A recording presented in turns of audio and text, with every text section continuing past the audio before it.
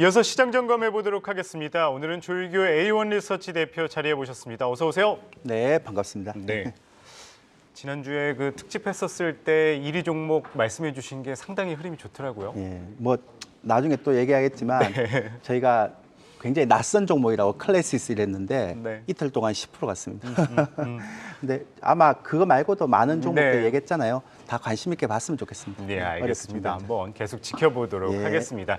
네, 그러면 본격적으로 여쭤보도록 할게요. 뭐 최근 이제 박스권 장세에 이어지는 가운데 어쨌든 이 다음 달 FOMC 중요하다는 의견이 많이 나오고 있어요. 뭐 대표님께서는 어떻게 바라보세요? 뭐 빅스텝 가능성도 나오고 베이비 스텝이 이제 줄을 이룰 거다라는 의견도 나오는데 어떻게 바라보십니까? 그 개인 PC 지표, 그러니까 그 전까지만 해도 반반이었는데 개인 PC 지표가 나오면서 예. 또 갑자기 패드워치에서 이게 또 확률이 조금씩 가더라고요. 그래서 그만큼 이제 개인 PC 지표가 중요했던 거죠. 그러니까 연준이 통화 정책을 하는데 가장 중요한 게 이제 개인 PC하고 4월 달에 얘기하는 고용 비용 지수라고 제가 항상 말씀드렸는데요. 그러니까 PC가 조금 예상보다 많이 올라갔습니다. 근데 제가 여기서 얘기하는 건 일시적인 현상 같아요. 왜냐하면 소매 판매라든지 생산자 물가라든지 이런 것들은 다 1월 계절적인 효과도 있고 그다음에 제가 이 시간 얘기했죠. 사회 고용 체크라고 해서 연금 물가에 맞게끔 올리는 8.7% 상승했던 그거에 대한 효과도 있고 이래서 저는 그렇게 보고 있는데 제 예상은 여전히 올해 말까지는 4, 5% CPI 예. 기준 떨어질 거다. 이렇게 얘기를 하고요. 그리고 이제 3월 FOMC 회의에서 25pp를 인상하면 저는 기존에 이제 코스피 올해 2,700선 뭐 이 전망치를 유지를 할 것 같고요. 예. 뭐 또 나중에 얘기하겠지만 또 50pp 인상을 하게 되면 확률은 좀 낮습니다만 하게 되면 좀 하락 변동성이 좀 나올 것 같아요. 네. 근데 현재로는 25pp가 맞는 것 같고요.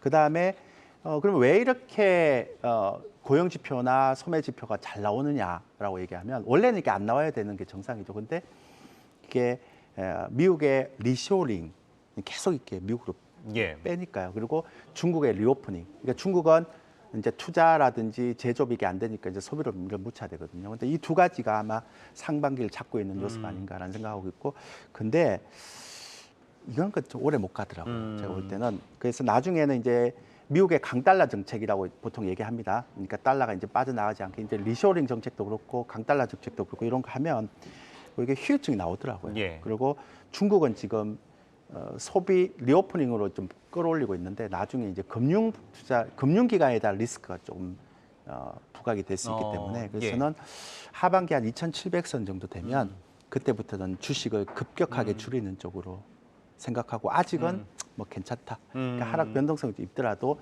괜찮다라는 쪽에 계속 얘기를 하겠습니다. 그리고 물가는 너무 신경 쓰지 마십시오. 예. 제가 연말에 한 4, 5% 정도 생각하고 있습니다. 예, 알겠습니다. 어쨌든 이 3월 FOMC 빅스텝이냐 베이비 스텝이냐에 따라서 방향성이 갈리는 만큼 한번 지켜봐야 될 것 같습니다. 아무튼 대표님께서 지난주부터 말씀하신 게 이제 코스피 상단을 올리셨잖아요. 네네, 2,700으로. 뭐 어쨌든 2,700선으로 상향했는데 뭐 관점은 이제 그대로이신 것 같고 그렇다면은 이제 주총 또 많이 언급을 하셨어요. 지금 어떻게 바라보십니까? 일단 이제 가장 급한 거는 FOMC 네. 3월 23일 4일이잖아요. 근데 그거 전에 3월 14일 날 CPI가 있어요.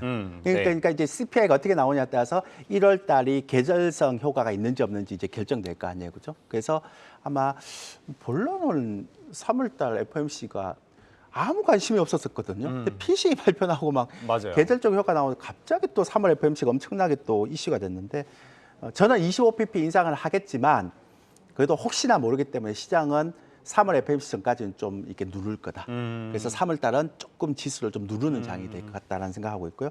그다음에 이제 3월, 4월 달 주총 끝나면 주주 가치가 어떻게 나오는지에 따라서 아마 코리아 디스카운트가 일정 부분 해소되는 측면이 있겠죠. 그러면 이거는 이제 어떤 작용을 하느냐?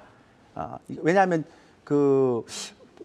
이번 주 보니까 김영익 교수님 여기 자주 나오시잖아요. 네. 그분이 지금 명목 GDP 기준으로 봤을 때 우리나라 코스피는 3,000선이 적당하다 이렇게 얘기를 하시는 걸 봤어요. 예. 그만큼 이제 저평가됐다는 거죠, 그죠?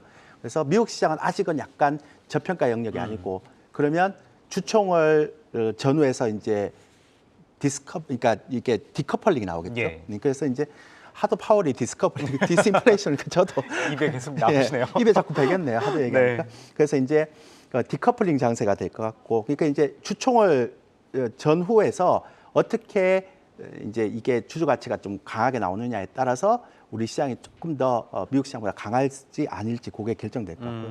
만약에 3월달 FOMC에서 한 25pp 정도 하고 코멘트 이렇게 점도표 예. 나오는 달이잖아요. 그렇죠. 3월달은 그 점도표가 생각보다 이렇게 세게 안 나왔다라고 얘기하면 저는 한 5월 정도 돼서는 이렇게 낙폭과대 우량 성장주가 다시 부각이 될 것 같아요. 그래서 이제 요 부분들을 제가 나중에 시나리오를 제가 말씀드리겠고 당장은 왜 이렇게 지금 조금 부담스러운가 하면 신용잔고가요. 이게 1조 6천억까지 올라갔어요. 2월 한 달만. 그러니까 이게 제가 2년 전까지 다 비교를 해봤는데 한 달 기준으로 신용잔고가 1조 6천억까지 올라온 적이 없었거든요. 없었어요. 네. 그러니까 이거는 근데 만약에 이게 지금 요 가능성도 있어요. 한번 생각해 보세요. 우리 그 지금 코스닥이요. 지금 기관이 2월 그러니까 1분기 동안 9,800억을 팔았거든요. 예. 근데 코스닥 종목 장세 좋잖아요. 그랬죠. 그러면 지금 제가 보니까 코스닥 시장에 외국인들이 시장을 땡기는 시장은 아닌 것 같은데 기관은 팔고 있다. 예. 그런데 종목 장세는 좋다 이러면 지금 코스닥을 올리는 세력은 기관이 아니고 누구겠어요? 스마트머니잖아요. 예. 근데 스마트머니는 개인으로 잡힌단 말이에요.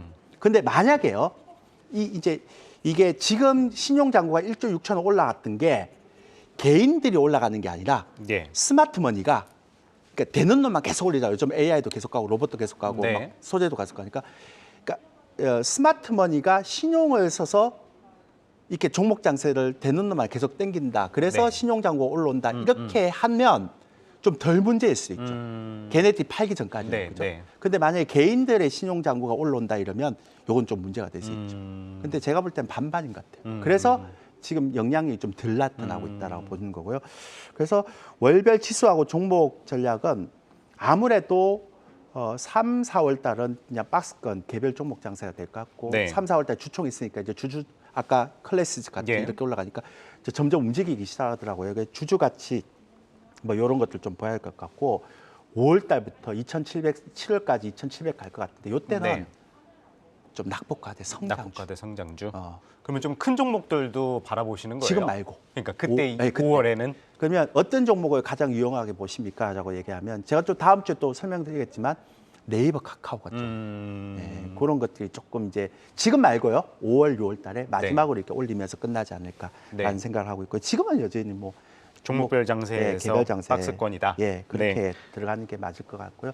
하나만 더 말씀드리자면 요런 장세에서 여러분들 좀 조심해야 될 게 계속 가는 종목만 가잖아요. 예. 소재도 가고 오늘 그쵸. 또 어제도 AI 로봇 맞아요. 똑같더라고요. 그죠? 그러고 가니까 혹시 이거를 저는 이제 제가 제 얘기가 아니었으면 좋겠는데 스마트머니가 자꾸 끌어올린다는 느낌이 들어요.